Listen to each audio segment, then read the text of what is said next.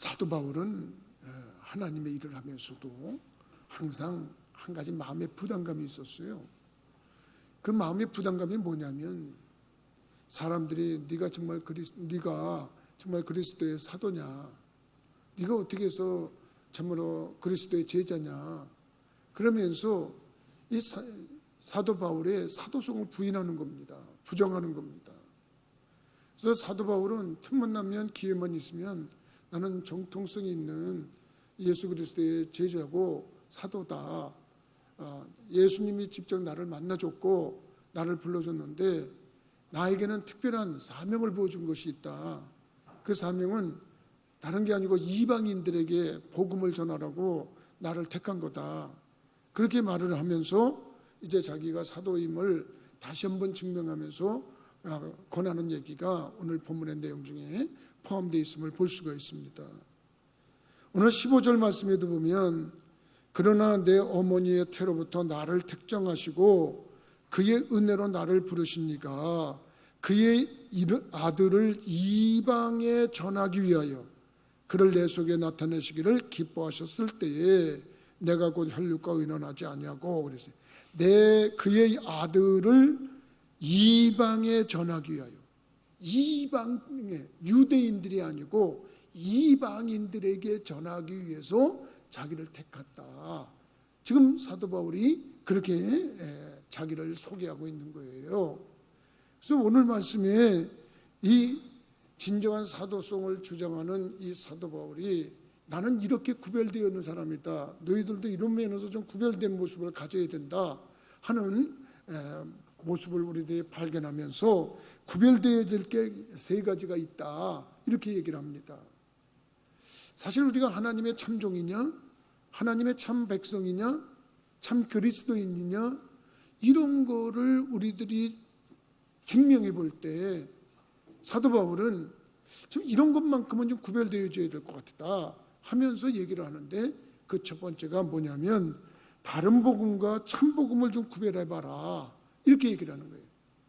복음 그러는데 이 복음에 진짜가 있고 가짜가 있더라는 거예요. 그래서 오늘 말씀을 보면 7절 말씀을 참고해 보면 다른 복음은 없나니 다만 어떤 사람들이 너희를 교란하여 그리스도의 복음을 변하게 하려 함이라. 그러나 우리나 혹은 하늘로부터 온 천사라도 우리가 너희에게 전한 복음 외에 다른 복음을 전하면 저주를 받을지어다, 이렇게 말씀하고 있어요. 여러분 믿으시면 아멘 하십시다. 그러니까 여러분들이나 나나 진참 복음을 받아들이고 예수 그리스도의 하신 일, 예수님께서 이 땅에 오셔서 십자가에서 대속의 보혈을 흘리시고 돌아가셨는데 그 대속의 보혈을 누구 때문이냐? 나 때문이다, 내 죄 때문이다, 이것 때문에 돌아가셨다는 걸 믿으면 그게 참 복음이다 말이에요. 근데 사도 바울이 내가 갈라디아 교회에 이렇게 보니까 너희들 참 복음을 안 믿고 가짜 복음을 믿더라, 이렇게 지금 그들을 질타하는 거예요. 그럼 사람들이 그러지 않겠어요? 아니 참 복음은 뭐고 거짓 복음은 뭐냐, 이렇게 얘기를 할 때 뭐로 이 다른 복음이라고 하는 것은 예수 그리스도를 통해서 구원받는 것 외에 어떤 다른 것을 첨가하면 그게 다른 복음이라는 거예요. 여러분 우리는 예수 그리스도를 통해서만 구원받는 거 믿으시면 아멘 하십시다. 만약에 여러분 여기다가 다른 거를 첨가한단 말이에요. 유대교인들은 그때 다른 걸 첨가했어요. 뭘 첨가했냐면 무슨 소리야, 우리가 하나님의 백성이면 예수 그리스도를 믿는다고 해도 할례는 받아야 그게 정통성이 있는 거다. 그래서 할례 안 받으면 안 되는 거야. 할례를 안 받았는데 어떻게 구원을 받아? 그러면 예수님에 대해다가 복음을 변증시킨 거예요. 할례라고 하는 것을 포함해야 된다. 그러니까 또 한 사람이 주장합니다. 무슨 소리야, 할례만 받아서 되냐? 하나님이 모세를 통해서 율법을 왜 주셨어? 그 율법을 행해야지. 예수만 믿는다고 구원받아? 그렇게 쉬운 게 어딨냐? 그리고 사람들이 율법을 왜 주셨어? 율법을 행해야지. 그러면서 사람들이 그러니까 정말? 이러면서 사람들이 헷갈려하기 시작한 거예요. 여러분, 우리들이 믿음이 다른 것을 포함하라는 게 그럴듯한 얘기가 얼마나 많으냐. 사람들에게는 그렇게 합니다. 예수 그리스도만 믿어서는 안 되는 거야. 예수 그리스도 외에 다른 걸 자꾸 포함시키려고 하는데, 또 아주 잘 믿는 척하는 사람들이 뭐냐면 고난을 같이 받아야지. 예수님이 십자가에 달리실 때 얼마나 고난을 받았어. 십자가를 지시고 골고다 산상에 올라가시면서 채찍에 맞으셨고 가죽 면류관을 쓰셨고 대못에 못을 박혔고 피를 흘리셨고 창에 찔리셨고, 야, 우리는 그런 거 조금도 안 하고 어떻게 구원을 받아. 그래서 어떤 사람들은 자기 몸을 치는 거예요. 여러분, 그 부활절이 다가오는 그 한 주간 고난주간이라고 그러지 않습니까? 그 성주간에 여러분들이 꼭 뉴스를 보든지 한번 신문을 자세히 보시기 바랍니다. 그러면 저 필리핀의 카톨릭 신자들은, 극단적인 카톨릭 신자들은 어떻게 했냐면 자기네들이 예수가 당한 고난을 같이 체험을 해야 된다 그래가지고 가죽 채찍으로 자기를 때리고, 심한 사람은 가시면류관을 엮어서 자기가 쓰고, 심한 사람은 또 못을 쳐서 자기를 십자가에 치듯이 대못을 쳐서 못을 박기도 하고, 그런 엄청난 일들을 합니다. 그러니까 사람들이 와, 저 사람이 진짜 예수 믿는 사람이네, 저 사람이 예수의 믿음에 동참하는 사람이네. 그러지만 성경은, 사도 바울은 아니다. 우리가 그런 고난을 받았고 우리가 그런 고난의 채찍을 맞고 그런다고 해서 우리들이 그렇게 다 해야만 구원받느냐? 그거 가짜다. 참복음과 가짜 복음을 좀 할 줄 알아야 된다, 이렇게 되는 거예요. 그럼 또 어떤 사람들은, 야, 고난만 받아? 고난만 받아가지고 어떻게 그게 구원을 받는다고 그러냐? 우리 믿는 사람들이라 그러면 예수를 믿는다고 그런다 하다가 선행을 해야지. 선행을 해야 된다면 하다못해 가난한 사람을 도와준다든지, 저 서울역 역전에 가서 굶고 있는 사람에게 밥을 퍼준다든지 봉사를 해야지. 그러니까 우리들이 예수 그리스도를 믿는다는 말만 가지고는 안 되는 거야. 착한 일을 해야 되는 거야. 선한 일을 해야 되는 거야. 그리고서 거기다가 선한 것을 보태라고 요구를 한단 말이에요. 얼른 들으면 내가 못하고 있는 그 부분에 대해서, 아, 맞아, 그래야 될 것 같은 느낌이 들어. 그리고 어려서부터 교회 안 다닐 때부터 듣던 얘기가, 너 착한 일 해야 천국 가지, 너 착한 일 해야 좋은 데 가지, 그러면서 들은 얘기가 있어서 내가 뭔가를 좀 좋은 구원받는데 내가 한 행위를 조금이라도 뭔가 좀 보태야 되는 것처럼 생각을 한단 말이에요. 여러분, 이런 것이 다 우리를 거짓 복음에 노출시키는 겁니다. 가짜 복음에 노출하는 겁니다. 단 구원을 위해서는 오직 예수 그리스도께서 동정녀 마리아의 이 땅에 통해서, 마리아를 통해서 이 땅에 출생했고, 그분이 우리를 위해서 십자가에서 대못에 박혀 피를 쏟고 죽으셨고, 죽은 지 3일 만에 다시 부활하셨고, 그분이 다시 승천하셔서 이제 다시 오신다, 이 사실만 믿으면 그 외의 것이 없어도 구원은 받는 줄 믿으시기 바랍니다. 이게 진짜 복음이라는 거예요. 여러분들이나 나나 뭔가 너무 쉬워, 아유 예수님 그런 거는 내 마음에 믿기만 하면 구원을 받는다니까 너무 쉬워, 너무 싱거워, 아 뭔가 좀 내가 뭘 한 걸 좀 보태야 될 것 같아, 이렇게 생각하는 사람들에게 여러분들 그것을 유혹을 해서, 거짓을 해서, 여러분 그것 가지고 여러분 구원의 어떤 행태를 변화시키는 것, 이걸 거짓 복음이라, 참 복음이 아니라 사도 바울이 강력하게 얘기하는데, 이런 것에서 자기를 구별할 수 있는 분들이 되기를 주님의 이름으로 부탁을 드립니다. 여러분, 더 한 걸음 나가서 더 가짜 복음이 있습니다. 예수 말고 다른 이름으로 구원받으라는 겁니다. 예수 말고 다른 이름으로 구원받으라 하는 얘기는 뭐냐면, 예수는 실패한 예수다. 아니 어떻게 하나님의 아들이 이 땅에 와서 세계를 평정하고 세계를 변화시키고 그래야지 왜 힘없이 십자가에 못 박혀 죽냐. 그건 우리들의 죄 때문이 아니고 자기 죄 때문에 그런 거다. 그리고 예수의 죽음을 헛되게 가치 없게 만드는 거, 자기의 이름을 드러내려고 하는 사람이죠. 과거에 어떤 사람들이 그랬습니까? 일생에 여러분 예수 말고 자기를 구원받아 자기 이름을 믿어야 된다고 했던 사람들이 여러분 얼마나 거짓 그리스도가 이 땅에 판을 쳤는지 몰라요. 뭐 멀리 갈 필요도 없이 우리 부천에만 해도 대표적인 인물 두 사람이 있었어요. 박태선이라고 하는 전도관의 교주가 있었어요. 그 사람은 나중에 이상한 소리까지 해서 예수가 99% 잿덩어리고 자기는 이슬성신으로 이 땅에 왔다. 그래서 십자가라고 하는 그 십자가의 그 마크도 이제는 가로막대는 잘라 없애버려야 된다고 가로막대를 잘라버리고 일자 막대기에서 세로 막대기만 세워놓고 일신교다고 겨우 이름까지 바꿨어요. 이런 사람이 이 부천 저쪽에 있습니다. 그 다음에 또 한 사람은 자기는 불교에서는 미륵불이고 또 다른 종교에서는 정도령이고 기독교에서는 그리스도다. 그래서 모든 종교의 중심 인물들을 자기라고 표현하면서 자기를 믿으면 영생을 이룬다. 그래서 이름을 영생교라고 해가지고 조희성이라고 하는 자가 역곡에서 그 이단교를 차렸던 적이 있어요. 우리나라 이단 대단합니다. 통일교회 문선명 교주 같은 사람도 여러분 세계적인 파장을 일으켰고 이번에 참으로 일본에서 큰 사건이 일어난 그 사건에 그 배경 속에도 그 교회 신자 중에 어떤 연관이 있다고 얘기하면서 좀 많은 센세이션 충격을 우리에게 주지 않았습니까? 그런 모습에서 우리들이 깨달을 때 뭡니까? 정말로 다른 예수, 다른 것을 받아들이면 그것이 큰 여러분 문제가 된다고 하는 걸 깨닫고 우리는 다른 이로서는 구원을 얻을 수 없나니 천하인간의 구원을 얻을 만한 다른 이름을 주신 적이 없다고 하는 사도행전 4장 12절의 말씀으로 예수님만 통해서 구원받는다. 이 사실을 믿고 여러분들은 다른 복음과 거짓 복음 구별할 수 있는 믿음의 성도들이 되기를 주님의 이름으로 부탁을 드립니다.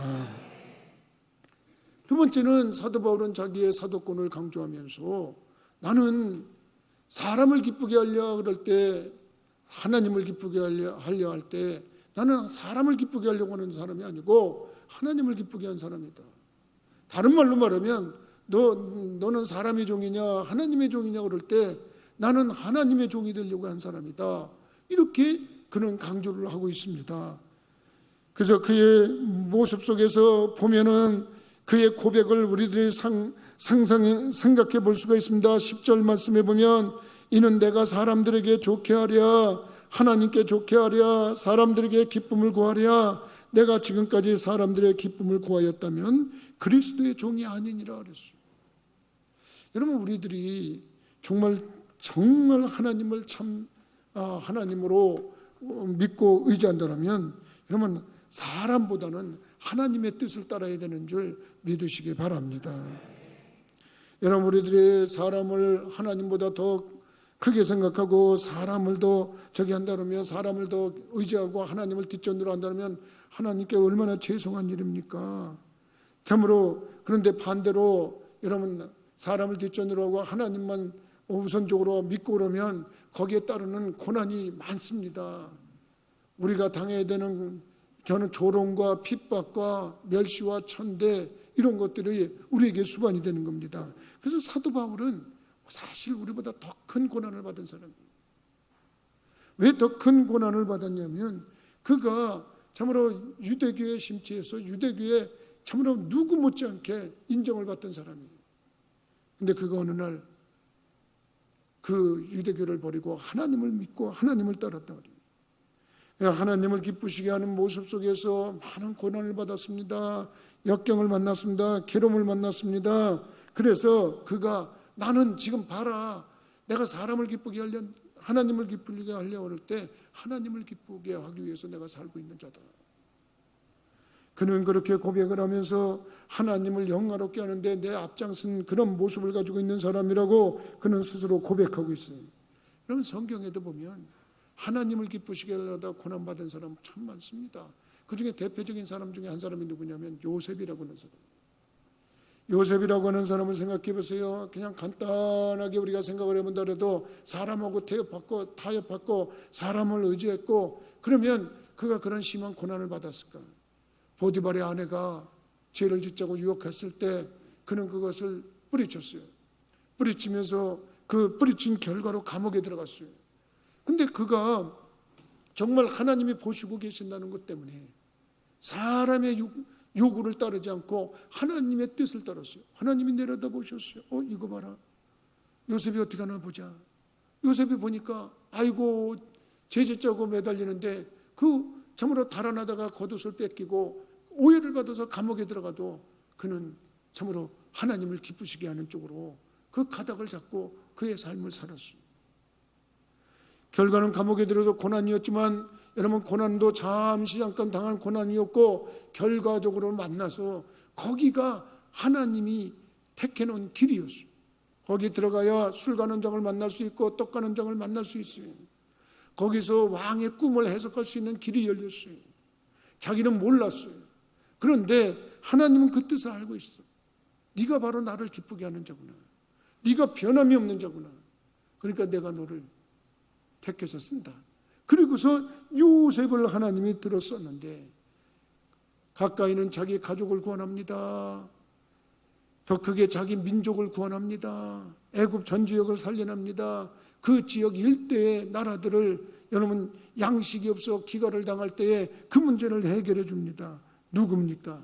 바로 그가 바로 사람을 택할 때 하나님을 택하냐 사람을 택하냐 그럴 때 하나님을 택하고 하나님을 영광롭게 할 때 하나님께서 그를 기쁘게 여기시고 길을 인도하셨는 줄 믿으시기 바랍니다. 여러분, 구약 성경에 유일하게 참으로 죽음을 보지 않고 하늘로 들림을 받은 사람이 있어요. 에녹이라고 하는 사람입니다.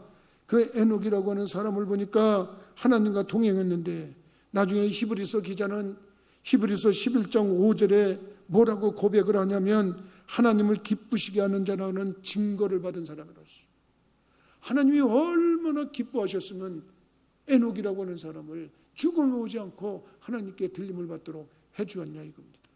근데 히브리서 기자는 거기에 분명히 그렇게 얘기를 하고 있습니다. 그가 하나님을 기쁘시게 하는 자라는 증거를 받았느니라. 로마서 8장 8절에 보면 이랬습니다. 육신에 속한 사람은 하나님을 기쁘시게 할 수 없다 그랬어요. 여러분들이나 나나 육신에 속한 삶을 살래 영에 속한 삶을 살라 그럴 때 대부분의 사람들이 육신의 삶을 따라가고 있어요. 영적인 삶은 고난이고 역경일 수 있어요. 그래도 믿음 있는 성도들은 여러분 영적인 삶을 따라가면서 하나님이 기뻐하시는 일이라면 그 일을 감당하고 나가는 줄 믿으시기 바랍니다. 여러분, 로마서 8장에도 분명히 그렇게 말씀하고 있지만 하나님을 영광롭게 하고 하나님을 기쁘시게 하려고 했던 이들이 하나님의 분복을 받았어요. 오늘날도 여러분 하나님이 기뻐하시지 않냐 갈등을 가지고 주님 앞에 나온 사람도 있을 거예요. 오늘 주일입니다. 교회 나가야 되나? 피곤한데 힘든데 어려운데 나가야 되나? 그러다가 여러분 나온 사람도 있을 겁니다. 지금은 또 비대면으로 이 예배를 드리는 사람도 어떤 면에서 피곤한데 힘든데 그리고 생각하면서 여러분 정말 하나님 앞에 예배를 드리려고 노력하는 사람이 있습니다. 그 하나님이 그 모습을 보고 그래도 네가 내가 기뻐하는 일을 하려고 하는구나. 내가 기뻐하는 일을 따르는구나. 여러분 이것을 우리는 경건생활이라고 합니다. 하나님은 그걸 기쁘게 여기는 거예요. 경건생활에는 우리의 노력이 들어갑니다. 우리의 희생이 들어갑니다. 어떤 사람은 무슨 말인지도 잘 몰라요. 성경을 읽으면 여러분 처음엔 다 그랬습니다. 무슨 뜻인지 몰라요. 그래도 마음에 결심하고 하루에 몇 장씩 성경을 읽어야 되겠다 결심하고 조석으로 성경을 읽어 내려가는 사람이 있어요. 하나님이 기뻐하시는 일을 합니다. 그 모습을 보고 하나님은 참 응답하신다고 해요. 여러분 기도 생활도 그렇습니다. 하나님이 기뻐하시니까 저는 기도하는 생활에 시간을 영역하는 사람이 있어요. 그런 사람이 하나님을 영광롭게 하는 사람이에요. 하나님이 기뻐하신다 하니까 11조 생활도 하는 사람이에요.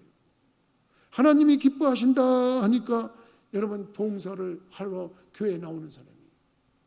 하나님이 기뻐하시는 쪽을 택하는 사람들이 바로 그런 모습이에요. 나는 여러분들이 경건의 생활을 통해서 하나님을 영광롭게 하는 분들이 되기를 주님의 이름으로 부탁을 드립니다. 사도 바울은 그렇게 얘기를 합니다. 자기는 사도로서 하나님께 인정받고 사랑받으면서 나는 정확한 사도의 직분을 가진 자다. 그러면서 이렇게 구별되어지는 삶을 강조하고 있어요. 한 가지 더 보면 그가 뭘 구별하냐고 하면 과거의 자기 모습과 현재의 모습이 구별되어졌다고 자기는 얘기를 합니다. 과거의 모습은 뭐냐? 예수를 만나기 이전의 모습입니다. 예수를 만나기 이전에는 자기는 유대교에 심취했던 자고 누구보다도 열심히 했던 자다. 그렇기 때문에 기독교인들을 해하고 기독교인들을 가두고 기독교인들을 죽이는 것을 자기는 유대교를 잘 믿는 것으로, 하나님을 잘 믿는 것으로 자기는 생각을 하고 있었다. 근데 자기가 예수를 만나고 나서 자기의 삶이 변화되어졌다. 이렇게 강조를 하는 겁니다. 우선 13절 말씀을 좀 참고해 볼까요? 13절에 보니까 내가 이전에 유대교에 있을 때에 행한 일을 너희가 들었거니와 하나님의 교회를 심히 박해하며 멸하고 그랬어요. 자기가 유대교를 믿었을 땐 교회를 해하고 박해하고 죽이고 하는 일에 정말 열심히 했다는 거예요. 그 이유가 뭐냐? 14절에 보니까 내가 내 동족 중 여러 영갑자보다 유대교를 지나치게 믿어 내 조상의 전통에 대하여 더욱 열심히 있었으나, 더욱 열심히 있었대. 열심을 가졌대. 그런데 결과는 어떻게 됐냐? 23절에 가서 보니까 다만 우리를 박해하던 자가 전에 멸하려던 그 믿음을 지금 전한다 함을 듣고 나로 말미암아 하나님께 영광을 돌리니라 그랬어요. 여러분, 이 말이 조금 어렵습니까? 조금 한번 풀어서 생각해 보겠습니다. 사도 바울이 무슨 얘기를 하냐면, 내가 전에 유대교를 너무너무 열심히 믿었다. 정말 그 열심히 믿은 그 표현을 뭐라면 지나치게 믿었다. 내 조상들의 전통에 대해서 더욱 열심을 가졌다. 사실 그랬어요. 그래서 그가 한 일이 뭐냐면 교회를 해하는 것, 박해하는 것, 죽이는 것, 감옥에 가두는 것, 스데반 집사가 재판을 받았고 돌소나기를 맞아서 죽을 때 증인 역할을 했고, 그런 모습을 가지고 있는 그런 모습의 대표적인 모습이었는데, 내가 이제는 예수를 만나고 나서 그 복음을 전한다. 내가 자기가 복음을 전하다 보니까 어느 지역에 가니까 자기 얼굴을 모르니까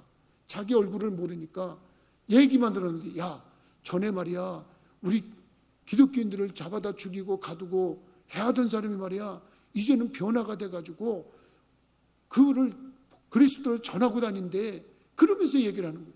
자기 얘기를 하는 거예요. 사도 바울이 지금 그렇게 얘기하는 겁니다. 내 얼굴을 모르던 사람들이 다만 우리를 박해하던 자가 전에 멸하려던 그 믿음을 지금 전한 다음을 듣고 나로 말미암아 하나님께 영광을 돌리라. 하나님 너무 감사합니다. 하나님이 이런 일이 있게 해주신 걸 너무 감사합니다. 그러는 거예요. 여러분은 어떻게 예수를 믿고 있습니까? 여러분이 변화된 것 때문에 여러분 누군가가 교회를 나오고 누군가가 예수를 믿고 있는 사람이 있습니까? 만약에 그런 사람이 있다 그러면 여러분들이야말로 참 하나님의 백성인 줄 믿으시기 바랍니다. 저도 가만히 보니까 어려서 교회를 왜 따라 나갔나, 친구가 교회 가자 그럴 때 그 친구의 모습을 보고 그 친구가 누구보다도 착해, 누구보다도 선해, 정말 바르게 살아가. 그 모습이 좋아 보였어요. 그래서 그 친구를 따라서 간 교회가 장로교였어요. 장로교 통합측이었어요. 그 친구는 거기서 계속해서 예수를 믿어가지고 그 교회 장로님이 됐어요. 난 그 친구가 나를 전도했다는 게 얼마나 감사한지 몰라요. 근데 그 친구가 그렇게 올바르게 사는 모습이 보기 좋았어요. 그러다가 군대 가서 제가 감리교로 바뀌게 된 이유가 있어요. 권사님이 그냥 감리교를 선전하는데 그렇게 주일만 교회 갔다 왔다 하는 걸로 다 믿지 마세요. 썬데이 크리스천이라고 하는 그것으로 만족하지 마세요. 그렇게 믿어서는 안 됩니다. 성령님을 받아야죠. 성령님을 만나야죠. 그 매일 그렇게 얘기를 합니다. 그러던 중에 그분의 제부가 있었어요. 제부가 나한테는 군대에 선임 하석격이었는데 선배님이었는데, 그분 술만 먹으면 부하들을 그렇게 괴롭혔어요. 자기 아래 사람들을 그렇게 괴롭혔어요. 근데 어느 날 보니까 그 사람이 변했어요. 술을 끊어버리고 그리고 순한 양처럼 말도 조심해서 하고, 그렇게 자라던 욕도 안 하고, 아니 너무 이상했어. 그래서 동료한테 물어봤어요. 야, 아무개님, 선임하사님 좀 이상하지 않냐? 그랬더니 좀 어떻게 저렇게 사람이 변하냐? 술 다 끊었다면서? 그리고 그 밑에 선배들이 우리를 괴롭히려고 그러면 야, 그만둬, 하지 마라. 그리고 말려줘. 아니 이거 어떻게 된 거야? 전에는 야, 쟤네도 군기 빠졌다, 그것 좀 군기 좀 세워야 되겠는데, 말 한마디 던지면 또 그 밑에 있는 사람들이 얼마나 힘들게 하는지 모릅니다. 근데 이전 밑에 사람들이 뭐라 그러면 어허, 그만두라니까 가서 더 자. 그리고 이게 바뀌는, 이게 뭐 다른 세상이 왔어요. 이게 무슨 세상이야? 이게 무슨 일이야? 그리고 바뀌어놓은데 보니까 나중에 들어보니까 그 주인집 권사님 여동생을 따라가서 교회 다니면서 그 여동생과 사귀면서 성령을 받았다. 사람이 완전히 바뀌어버렸어. 아니, 하나님을 만나면 저렇게 바뀌는 거야? 저런 거야?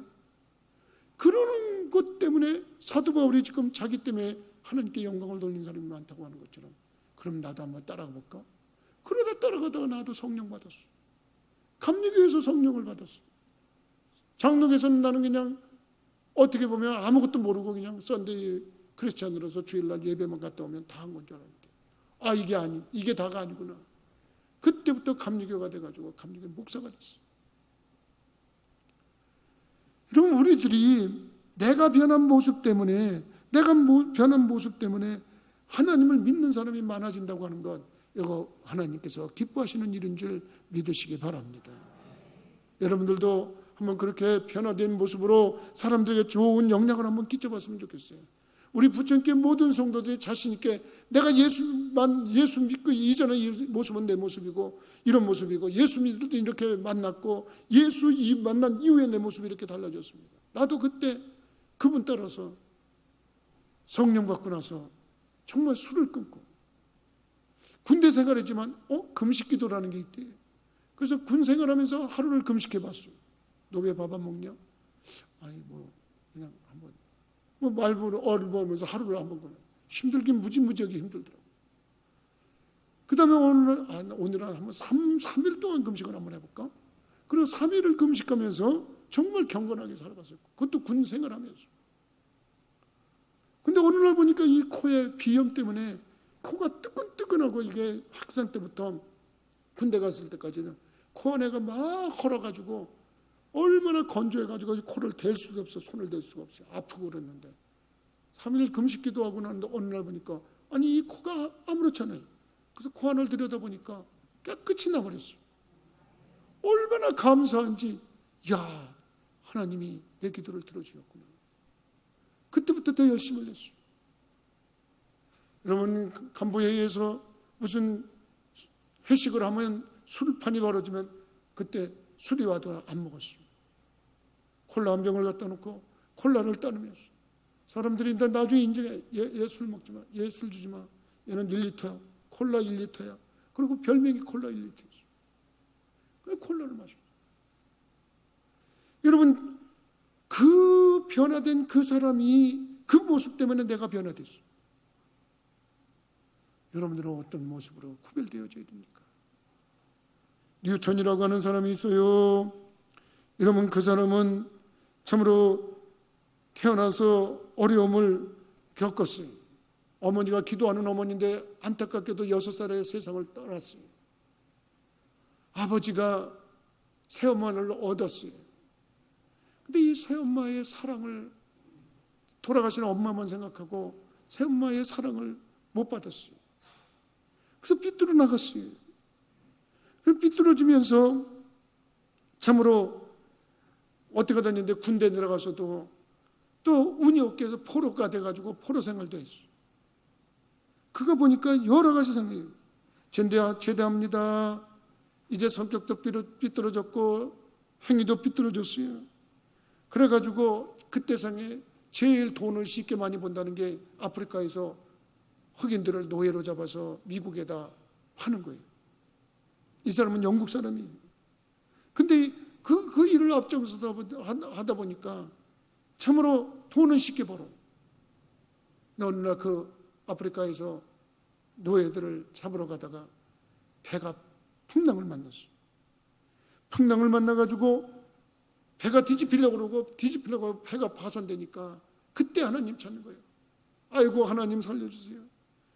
만약에 이 풍랑 속에서 하나님이 나를 살려주시면 내가 이 짓을 안 하고 하나님의 종이 되고 하나님의 일을 하겠습니다. 배가 풍랑에서 거의 파손이 됐습니다.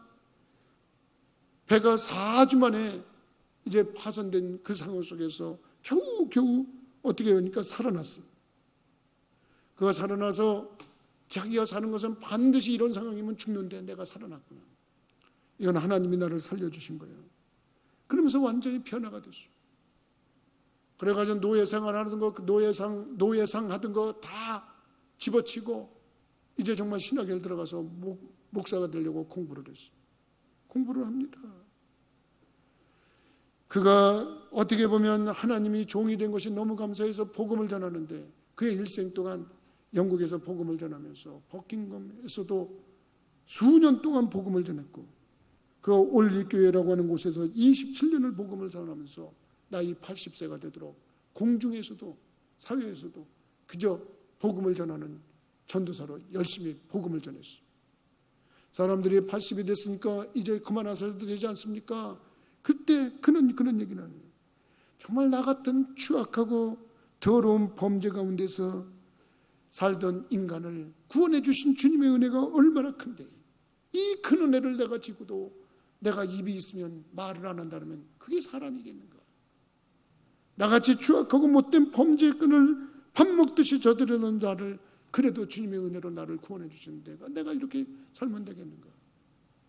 나는 입이 있으면 내가 기운이 있으면 내가 기운이 있는 데까지 내가 복음을 전하겠다. 그러면서 그는 복음을 계속해서 전하다가 1807년 12월 21일 날 소천을 했어요. 그는 무덤에다가 묘비를 세울 때 나를 이렇게 세워달라고 그가 한 말이 있어요.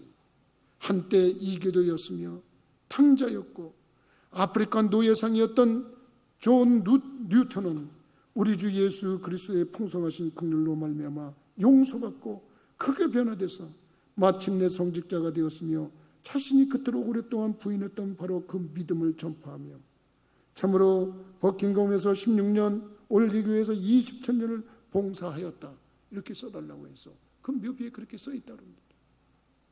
이 사람이 그 유명한 찬송가 가사를 썼는데 바로 그 가사가 바로 우리들이 늘 부르는 나 같은 죄인 살리신 그 은혜 놀라워. 영어로 말하면 Amazing Grace라고 하는 그 찬송가의 가사를 쓴 사람입니다. 정말 구원받을 수 없는 자, 정말 나쁜 짓을 많이 한 자, 사람으로서는 해서는 안 되는 일을 했던 사람, 그런 자가 예수를 만나고 하나님을 만나서 변화돼서 그 가품을 복음을 전하면서 일생 동안 살아왔다고 하는 그 변화된 모습 때문에 많은 이들이 그 찬송을 부르며 눈물을 흘리며 회개하며 하나님 앞에 나오는 역사를 행하고 있는 겁니다. 여러분, 우리들이 믿음 생활하면서 구별되어져야 될 게 있습니다. 나는 여러분들이 믿음이 있다면 참복음과 거짓복음을 구별할 수 있는 참 그리스도인이 되기를 주님의 이름으로 부탁을 드립니다. 그리고 사람을 기쁘게 하는 사람의 종이 아니라 하나님을 기쁘시게 하는 하나님의 종으로 구별되어질 수 있는 분들이 되기를 주님의 이름으로 부탁을 드립니다.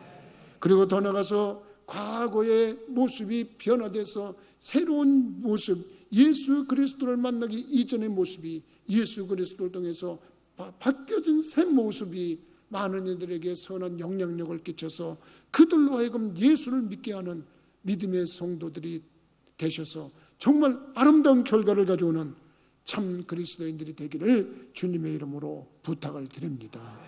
기도하시겠습니다. 거룩하신 아버지, 전능하신 하나님, 사도 바울이 그토록 사도성에 대해서 집요하게 사람들이 방해를 할 때도 나는 다른 복음과 참 복음을 구별하는 사람이다. 나는 사람의 종이 아니고 하나님의 종이 되는 사람이다. 과거에 내가 변화돼서 새로운 나의 모습이라고 설교하는 그의 모습을 저희들이 발견했사오니 그의 모습을 우리들이 따라가면서 우리들도 거짓 복음과 참 복음을 참으로 구별할 수 있게 하시고 사람을 기쁘게 하기보다는 하나님을 기쁘시게 하려고 하는 결심하는 자들이 되게 하시고, 변화된 모습 때문에 내 주위에 있는 사람들에게 선한 영향력을 끼쳐서 그들이 예수 믿고 구원받게 하는 믿음의 성도들이 되도록 인도하여 주옵소서.